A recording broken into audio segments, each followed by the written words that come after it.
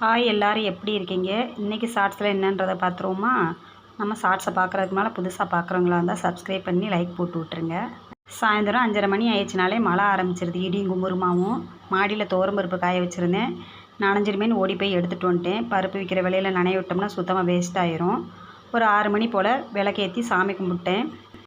தம்பி யோகா கிளாஸ் போயிருக்கான், வர்றதுக்கு 1 மணி நேரத்துக்கு மேலே ஆகும். இப்போ தான் போயிருக்கான். இந்த 3 நாளாகவே சரியாக மழை பெஞ்சு என் வேலையை கெடுத்துருது. நான் மாவு கடை போட முடியலை கரெக்டாக. பூ வாங்குறதுக்கு பூ மார்க்கெட்டு பக்கம் போக முடியாதனால நான் வீட்டு பக்கத்துலேயே இருக்க அரளிப்பூ இதுகளை எடுத்து போட்டு சாமி கும்பிட்டாச்சு. இல்லாட்டி ஒரு முறை பூ வாங்கினோம்னா 2-3 வாரத்துக்கு போட்டுக்குவேன் சாமிக்கு.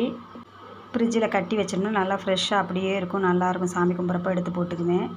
எனக்கு மட்டும்தான் காஃபி போட்டிருக்கேன். தம்பி வந்ததுக்கப்புறம் போட்டு கொடுத்துக்கலான்றக்காக எனக்கு மட்டும் காஃபி போட்டுக்கிட்டேன்.